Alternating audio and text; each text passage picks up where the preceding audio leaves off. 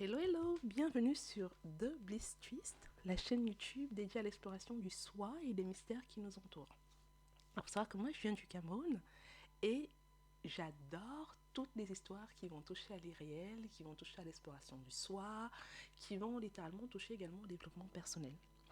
Et chaque semaine, je vais vous embarquer dans un voyage captivant à travers différents récits énigmatiques qui peuvent parfois défier la logique et titiller votre imagination.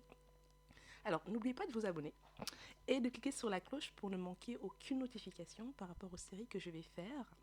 Mais en attendant, installez-vous donc confortablement car nous nous apprêtons à plonger dans l'obscurité fascinante de l'inconnu à travers cette toute première série sur l'irréel.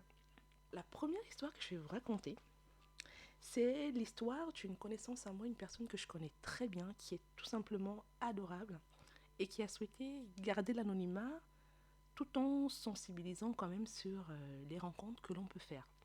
Alors, les noms que je vais reprendre sont bien sûr des noms d'emprunt pour préserver l'anonymat de toutes les personnes concernées. Laissez-moi donc vous raconter l'histoire fascinante de Cassandra. Cassandra, c'est une jeune femme africaine qui a la trentaine, qui vit à Paris, qui est cadre. Et en 2023, donc quand l'histoire se passe, elle travaillait dans une société d'assurance de la place.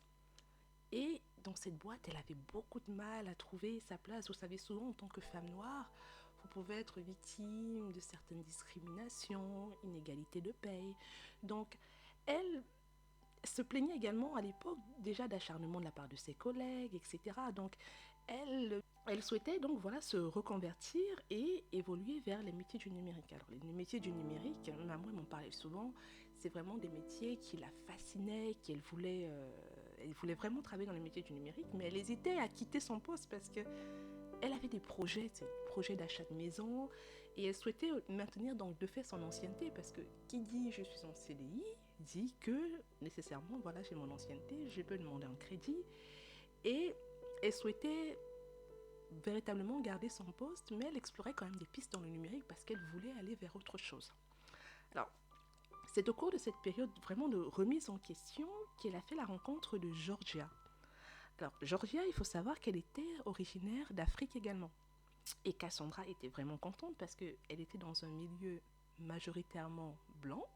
Et quand elle avait rencontré Georgia, elle s'était dit, ah, la sœur africaine qui va venir en entreprise.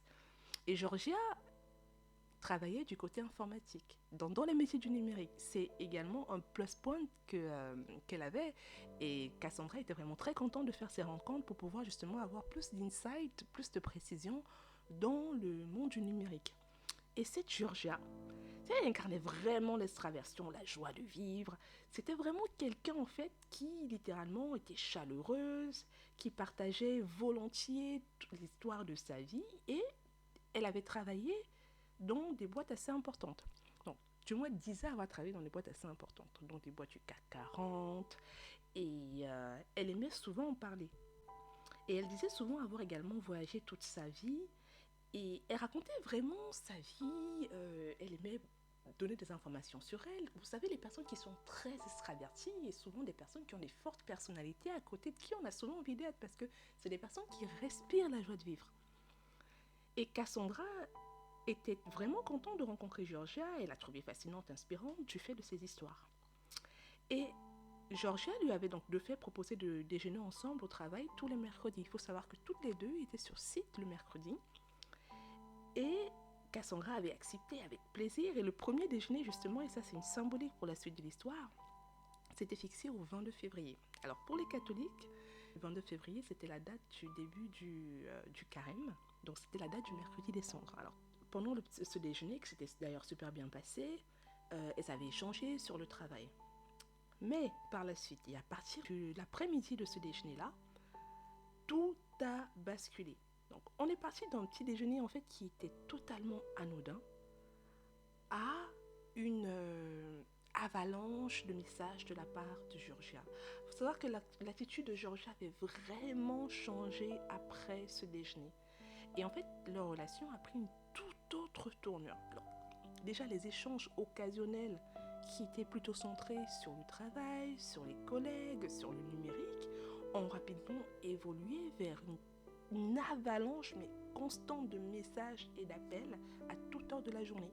Et Cassandra, littéralement, elle explique qu'elle recevait des messages, mais tout le temps, tout le temps, tout le temps.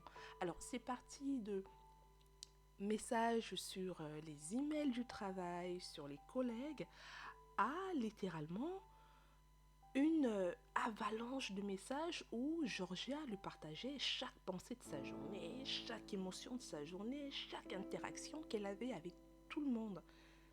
Et Cassandra, faut comprendre, elle n'était pas trop habituée à ça. Elle s'est littéralement retrouvée inondée de messages, mais de capture écran également des conversations que Georgia entretenait avec son petit ami, avec ses sœurs, avec ses amis, avec des collègues, et c'était devenu incessant. Mais à toute heure de la journée, elle voulait vraiment avoir l'opinion de Cassandra sur tout ce qui se passait dans sa vie. Mais le pire, c'est que Georgia ne se contentait pas que d'envoyer des messages. Elle appelait fréquemment Cassandra. Elle voulait avoir son avis sur chaque nuance de ses relations. Elle voulait avoir des informations également sur la vie de Cassandra. S'insurger que Cassandra ne partage pas autant d'informations qu'elle.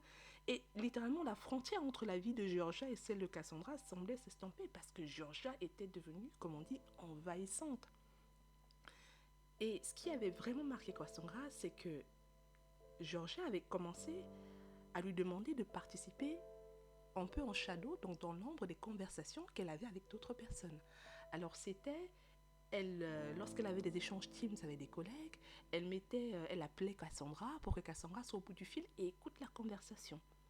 Donc elle voulait littéralement que Cassandra, je ne sais pas si vous vous représentez, soit témoin des détails les plus intimes de sa vie sociale. Et ça créait littéralement, il faut se rendre compte, une dynamique de plus en plus intrusive. C'est littéralement quelqu'un qui va vous appeler, qui va à toute heure de la journée, qui va poster 1 milliard de statuts par jour. Et si vous ne regardez pas le statut qu'elle poste, littéralement, elle va revenir et vous envoyez les photos qu'elle a postées, vous envoyez des photos d'elle, vous envoyez des photos de son copain, vous parlez d'elle. Littéralement, c'était devenu de l'acharnement. Voilà. Alors Cassandra, son tempérament, c'est plutôt quelqu'un d'introverti. Elle ne veut pas trop blesser les sentiments des gens. Elle se dit, voilà, c'est une nana qui vient d'Afrique. Elle vit sûrement ici sans sa famille. Donc, elle avait ce côté empathique. Peut-être qu'elle a besoin de quelqu'un à qui parler. Peut-être qu'elle voilà, elle est seule. Parce qu'il faut savoir qu'il y a quand même beaucoup de personnes, de femmes noires, qui vivent seules en France, qui sont très loin de leur famille. Donc elle se disait, mais non, elle a sûrement besoin d'échanger. Et il faut savoir que Cassandra, elle acceptait un peu ça, mais elle se disait, mais c'est pas normal. Elle la sentait pas.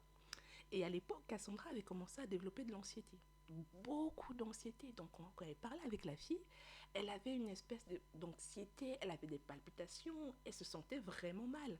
Et elle avait commencé à ne plus décrocher les appels parce qu'elle avait vraiment le sentiment de ce fardeau, de se sentir mal en présence de cette fille, mais elle ne comprenait pas d'où ça venait. Pour elle, elle s'est dit, bon, peut-être c'est le travail qui devient le plus stressant, peut-être c'est parce que j'aime plus nécessairement la boîte, mais elle se sentait très mal. En mars, Georgia a fêté son anniversaire.